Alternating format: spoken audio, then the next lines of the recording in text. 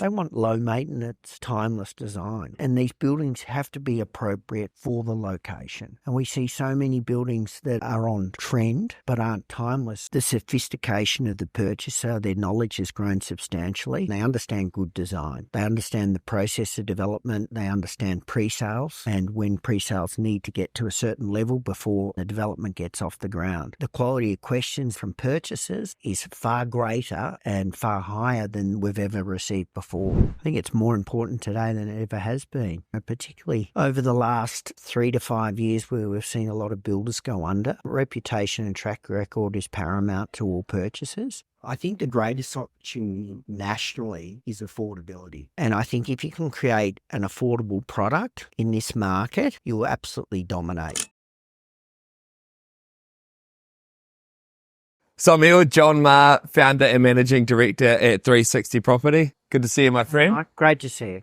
And so, hey, we've been looking forward to doing this one. You're actually one of the first guys that ever backed us in 11 years ago in the apartment market when people were saying at the time that people would never sell property on social media. And obviously you've had a ton of success across a long period of time, including innovating in new channels. And one of the things I think people recognize about 360 is you guys often have some of the best developers and projects in the marketplace and the larger scale projects. What do you look for in a developer partner, and why do you guys seem to keep getting these like tier one developers? A really good question, Mike. I think really like yourselves, we like to innovate, and our relationships are all built on the prospect of having a long-term relationship with our customers, our clients, the developers, and building and evolving those relationships. So looking at new opportunities for our clients over the years. And most of our clients that we're working with today have been long-term clients, which we have fantastic working relationships with. And do you guys usually get engaged right from the start when they're thinking about the site, or do developers come to you after having purchased the site? How does that engagement work, and at what point are you beginning that advisory process? Yeah, good question. Generally from the moment they lay eyes on the site. Quite often developers will swing by the office and grab myself or one of my colleagues. We'll go and walk the site, and then we talk about what's the highest and best use in terms of the residential development that goes on it. Interesting. And so who are some of the developers that you're working with at the moment that you think are doing like the top projects? I think all our clients are. I've got to be careful. Really, we're very fortunate and we're humbled because we work with not only the best developers, but they also choose the best consultants in terms of architects, town planners, interior designers, etc., and even legal consultants. So, we're currently working with a large array of developers. Piccolo here locally in Melbourne. We've been working with Piccolo since the business has been established, and before then I've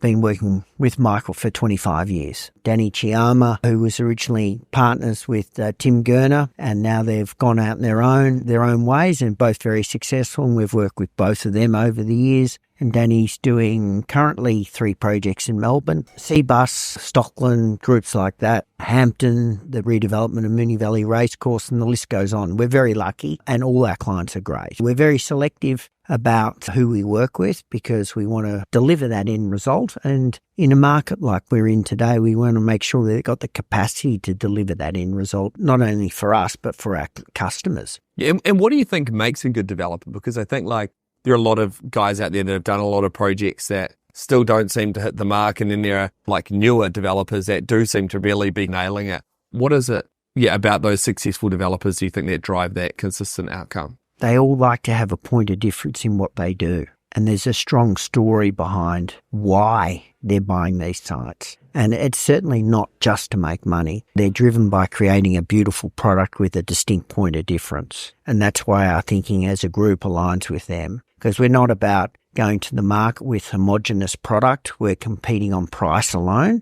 We're about creating a point of difference to all our clients, meaning developer clients, which ultimately the end user benefits from. Yeah, it makes sense. And then as far as when you start a new project, how do you think about, do you start by marketing the best part of the development or the worst part? And how do you approach, Moonee Valley Racetrack, for example, that's a big development. How do you approach those very large scale projects from a sales and marketing standpoint? I think it all starts with the evaluation of the site and understanding what's happened in the past and where the opportunities present in the future, and where there's a gap in the market or where you can learn from other people's mistakes in the market. And we're very lucky that we represent a large volume of developers across Melbourne, Brisbane, and more recently in Adelaide, where we can see trends developing nationally. You look at this high interest rate environment and you see that there's very few first home buyers in the market. There's cashed up purchasers who are generally downsizers, so that luxury end of the market is booming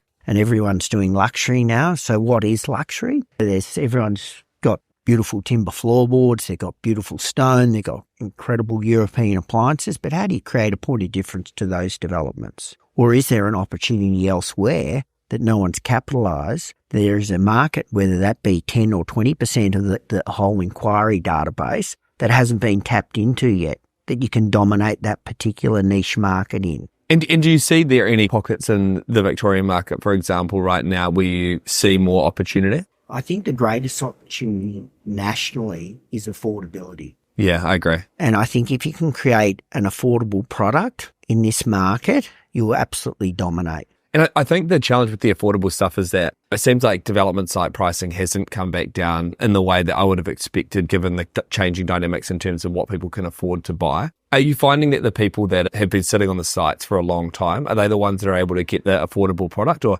how do you see that coming to market? I don't think it's the ones that are sitting on the sites for a long time. I think it certainly helps, because the biggest impost in a development feasibility is always construction, and people's wages are going up all the time. So wages is the highest impost on a construction business. Yeah. And finding staff is difficult in this climate. So I think, getting back to your original question, where creating affordable product is rethinking product. Right. Traditionally, before BADs, pre-BADs, when the market cooled off and we had to create affordable product, we'd shrink apartment sizing. Now, BADs' better design guidelines has put parameters around how small we can go. And the related town planning guidelines interstate have put those sort of parameters around product. And it creates a better integrity in product, but I think there is some opportunities within the way we design product in some of these multi-density projects. There is opportunities where we can create a different product typology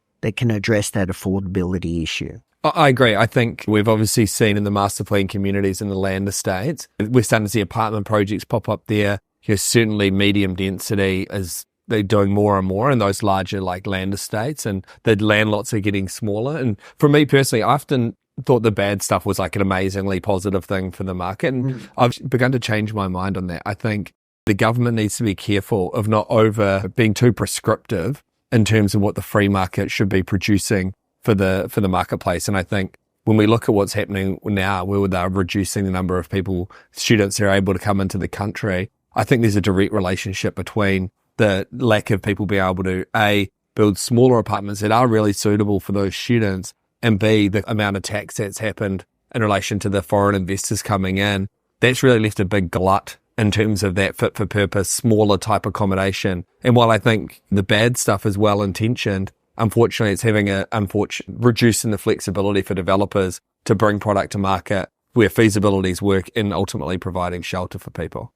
Couldn't agree with you more. And I think it needs to be some changes. I don't think BADs is all bad. No, neither do I. I think there's parts of BADs that could be addressed and refined to open up these new product typologies to create more affordable apartments into the market, like the micro apartments they're doing in the States. But I also think that developers need to address the way they design luxury buildings. And that's a big thing. And there was a massive trend on apartment amenity, which was stemmed from these smaller units that were designed in these big towers in the CBD areas of Melbourne, Brisbane and Sydney, where there was a lack of internal amenity in the apartments. So they created externally within the building. So large private dining rooms, games rooms, mahjong rooms, big gyms, rooftops and all these elaborate amenity pools. But as we've transitioned into this luxury market, which is appealing to these downsizers who are living on savings, whether that be superannuation or savings income, the day-to-day running costs are a huge factor in their purchasing decision. And those amenities haven't transitioned well into this new type of product. I completely agree. And I think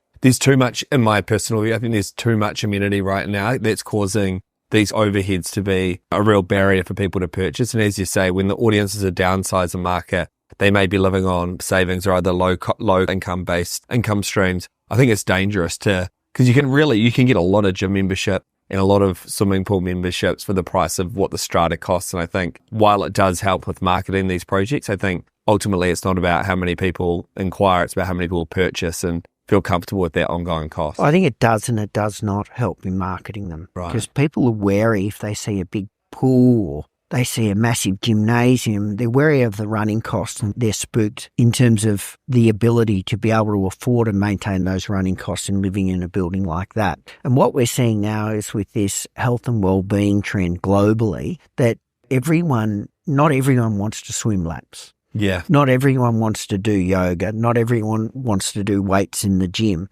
And if the project is in an appropriate location that has a great walk score and is close to a train station, close to a vibrant village amenity, restaurants, supermarkets, everything else, it should have all that amenity. There should be a Pilates lounge. There should be a yoga studio. There should be a gym. And you don't want to alienate your purchasers by putting one thing in. It's expensive to run. I agree. And I think as density increases, often those types of opportunities present themselves. And again, allowing the market to work in its own way, where if there's a large number of people coming into a new community as a result of these larger projects, that will naturally attract the types of suppliers, whether it's yoga or Pilates or whatever. And then the strong will survive that where they're really meeting the customer need. That's right.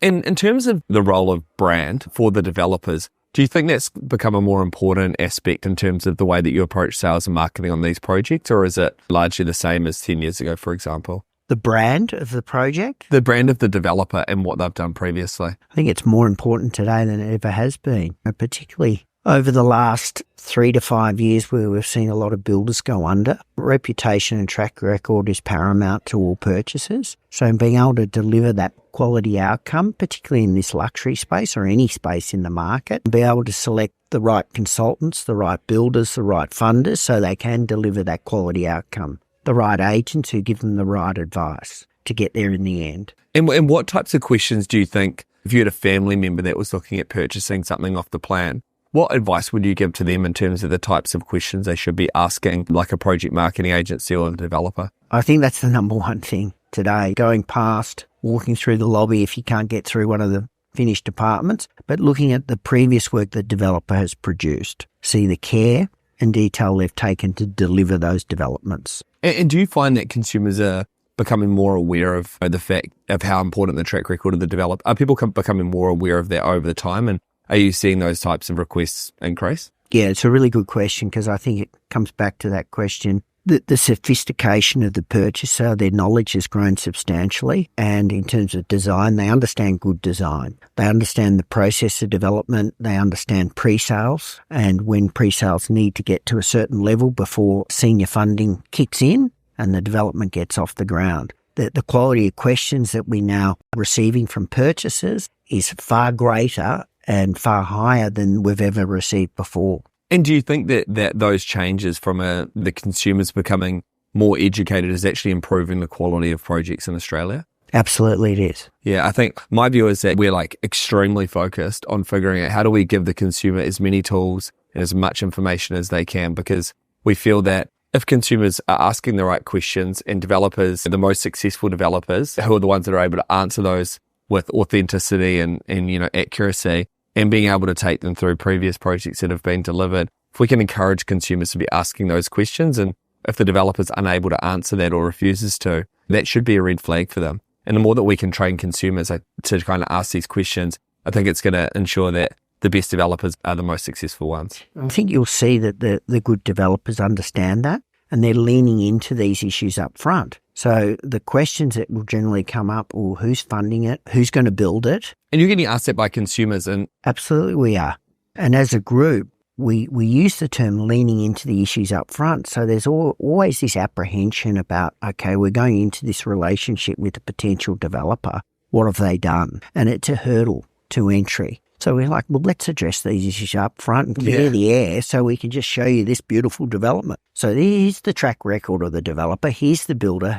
He's funding them. What else do you need to know? What else are you concerned about? Yeah.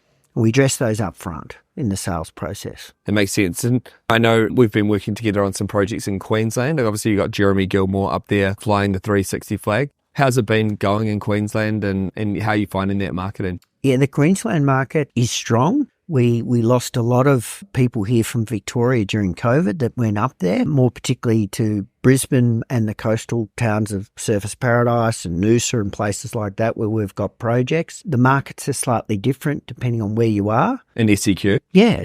So if we look at Brisbane, for example, very difficult to get a builder. Currently in Brisbane, the developers that have in-house building capability are doing well. The ones that don't are competing for the very few builders that are available up there. There is strong demand, but has been price growth as a result of the pressures on the feasibilities because of construction growth up there. That's right. If you look at the coast, there seems to be a bit more activity on the coast, on the Gold Coast. Noosa, we've got a bit of activity up there, even looking as far as Byron Bay at the moment in northern New South Wales. Yeah, it's interesting. I think the markets, people talk about the property market in general, but there's so much nuance in terms of where the Queensland, like different pockets within the Queensland market, and Sydney's quite different again. And obviously WA is on a bit of a charge at the moment, and Melbourne's lagging behind. So the market is just so different in different pockets. And I think having a unique strategy that really caters to each part of the market, depending on where it is in the cycle, is the key to getting these projects done.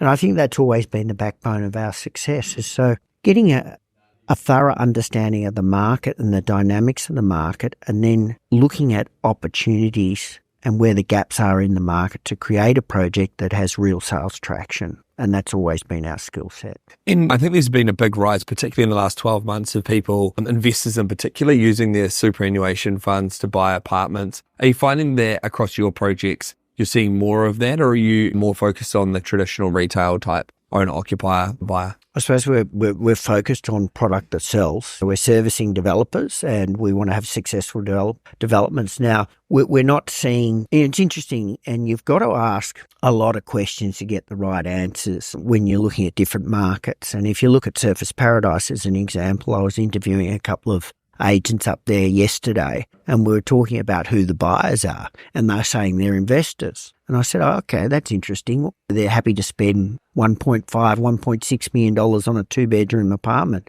And I said, why is that? And he said, oh, because they're going to use them. And I said, so are they investors or are they owner-occupiers that are just renting them out in the short term? So ultimately, they are owner-occupiers that live interstate in their holiday homes, but they're lifestyle investors. So what are they driven by? The lifestyle and the property, rather than the return. And I think who's an investor and who's an owner-occupier is increasingly, that line is becoming blurred. And I think at the end of the day, if it's a terrible investment or it's a terrible place that you wouldn't actually want to go stay yourself, both of those things are going to stop a transaction. So I think it's about finding something that has an okay yield that is going to be maintainable and not burn your back pocket, but also is actually somewhere you want to live. That's right. And ultimately, if it's not where you want to live, it's where you think your tenant will want to live. And residential property has always been an emotional purchase, even if you're an investor. Personally, I have 4 children, and when I make an investment, I think, will Tilly live in that? Will Rosie live in that? Will Stella live in that? Will Louis live in that?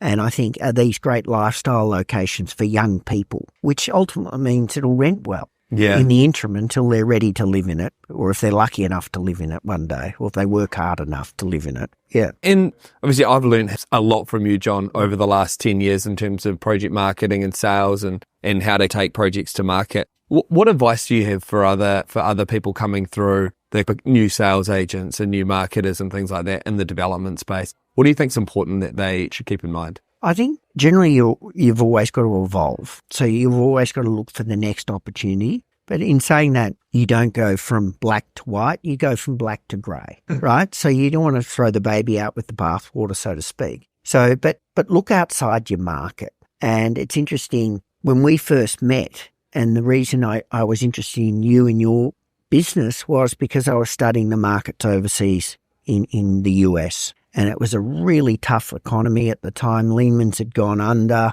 And I'm thinking, okay, we're going to go through this global recession. How are they selling stock and how are they marketing projects in the US? So if that starts to happen here in Australia, what lead am I going to take from my learnings offshore, right? Or if there's any interior design trends or anything. So I look outside my local market, right? But I also follow the local market, but I look for opportunities and trends globally and nationally. And that's the beauty about working with A-grade developers, B-grade consultants and international architectural firms that have that experience and bring it to the table every time. We can learn from those ideas and we can leverage both from these new ideas and the mistakes we've made. So every development we're doing, we're constantly refining stuff. So, and I'll use an example. If you look at these owner-occupied developments at this premium end of the market, there's very few one-bedroom apartments in those because financially they just don't work. Yeah. And if you're trying to sell luxury product, people really don't want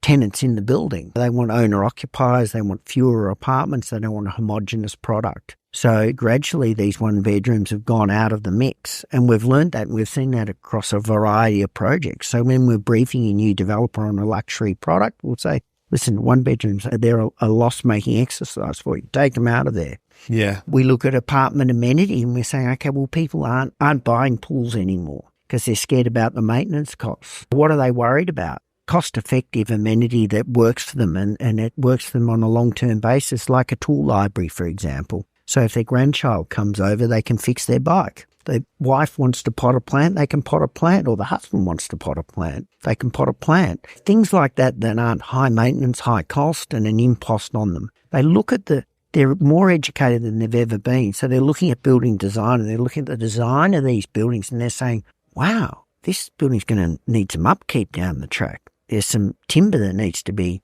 on the entry to the main lobby there that will be in the north-facing sun that will need to be treated every 12 months. That's going to be an impost on the owner's court fees. And they go into that level of detail. Absolutely they do. Yeah, I mean, isn't that great? And if you look at these buildings now, and the masonry and concrete buildings and bricks, and they want low-maintenance, timeless design. And these buildings have to be appropriate for the location. And we see so many buildings that are built that are on trend but aren't timeless. So by the time they're built 2 years or 3 years later, you're thinking, wow, it's like you're still wearing a turtleneck from the 80s. What's going on? It's that type of thing, you know? Yeah, 100%. And in terms of there's obviously various reasons that it's tricky to get projects to market at the moment. How can the government help what we're doing in terms of trying to get these product that people actually want to live in and is affordable for people? What are some practical things you think they should think of? Affordability drives the market. I think there's two ways we can ease affordability. I think we can look at the first-time buyers and some incentives there to bring them back into the market, take the pressure off them, low deposits, no stamp duty, that sort of thing. I think providing affordable rental accommodation is also a big issue. And do you think that should be delivered by the private sector, or do you think that's the role of government? I think both. I think FIRB taxes, so bringing foreign investors back in to create some more supply on top of the build-to-rent supply. Yeah. There isn't enough build-to-rent coming in. So I think we need to abolish FIRB taxes on off-the-plan, FIRB stamp duty rates, reduce those and get foreign investors back into the country. And essentially, if we can supply affordable accommodation, we'll get that skilled labour back into the country, which ultimately will filter into the construction industry and take pressure off pricing. Well, John, it's been a pleasure. Thanks for all the great partnership over the last decade, and I'm stoked we had an opportunity to chat. Thanks, Mike. Always a pleasure.